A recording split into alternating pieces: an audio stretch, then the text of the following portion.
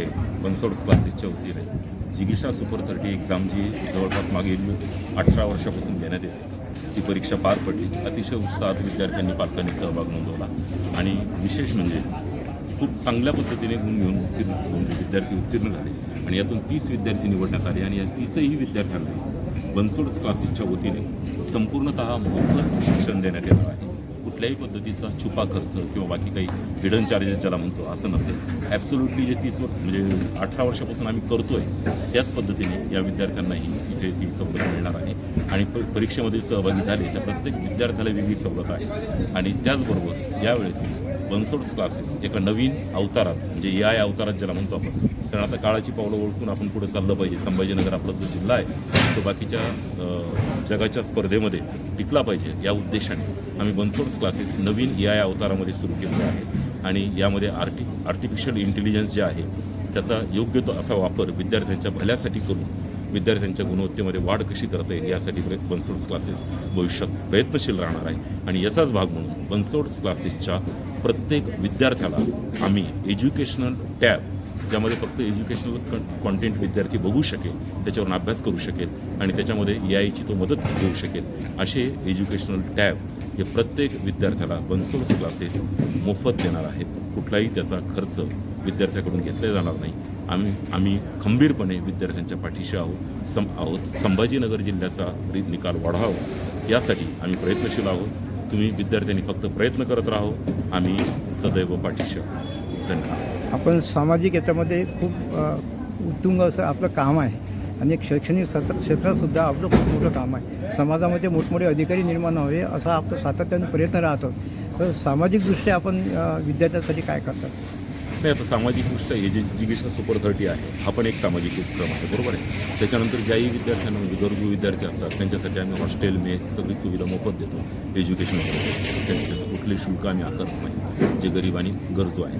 आणि जवळपास आता ह्याच माध्यमातून अशा परीक्षांच्या माध्यमातून आजपर्यंत 8 विद्यार्थी हे म्हणजे UPSC क्रॅक करून बनसोड्स क्लासेसचे विद्यार्थी 8 विद्यार्थ्यांनी UPSC क्रॅक केलेली आणि ते वेगवेगळ्या पदावर क्लासरूम अधिकारी म्हणून कार्यरत आहे. आणि फार आनंद वाटतो की ज्यावेळेस ते विद्यार्थी चांगल्या पद्धतीने त्यांची भूमिका बजावतात आणि आपण ज्या पद्धतीतून ज्या परिस्थितीतून शिकलो, जसं समाजातून कोणाची तरी मदत त्यांना झाली म्हणून ते शिकले, त्याच पद्धतीने ते समाजाची मदत करतात. हे बघून आम्हालाही शिक्षकांना अतिशय त्या विद्यार्थ्यांचा अभिमान वाटतो आणि ही सामाजिक बांधिलकी आम्ही निश्चितपणे जोपासणार. कारण कसं आहे की समाजामध्ये जगत असताना देण्याचं आणि घेण्याचं माप एक असावं या विचाराचा मी आहे. त्याच्यामुळे आम्ही निश्चितपणे जे काही समाजाकडून आम्हाला आजपर्यंत मिळालं तेच समाजाला वेगळ्या रूपाने आणि ज्ञानाच्या रूपाने त्याच्यानंतर गोरगरीब विद्यार्थ्यांची मोफत शिक्षणाच्या रूपाने आम्ही ते परत करतो आहे. त्याचा आम्हाला सार्थ अभिमान आहे. आपण एवढं शैक्षणिक क्षेत्रामध्ये काम करत असताना इथं ॲलन किंवा फिजिक्सवाल्यासारखे क्लासेस इथं हे होतात, त्या धर्तीवर आपण महाराष्ट्रभर काही प्रयत्न करणार आहे का? ते निश्चितपणे काय होतं की असं ज्यावेळेस आपण प्रयत्न करतो की आम्ही पण काही यापूर्वी एकदा प्रयत्न केला होता थोडासा, फार मोठ्या प्रमाणात नाही पण आजूबाजूला.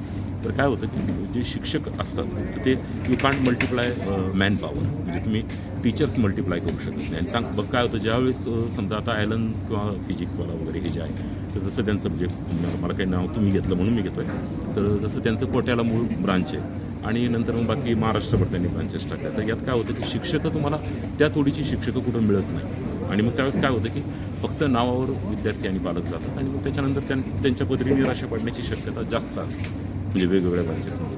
त्यामुळे कसं आहे की मला असं वाटतं की आपण इथंच जास्त चांगल्या पद्धतीने घ्यावं.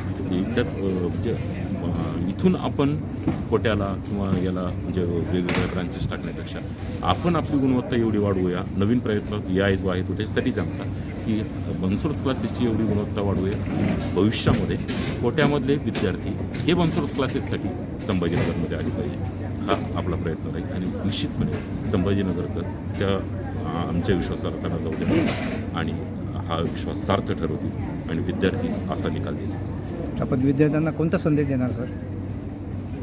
कोणतं एक क्षेत्र निवडा, आपल्याला जे आवडतं ते क्षेत्र निवडा. Choose a job that you like and you will never have to work a day of your life. तुम्हाला आवडतं क्षेत्र निवडा, त्यात झोकून द्या.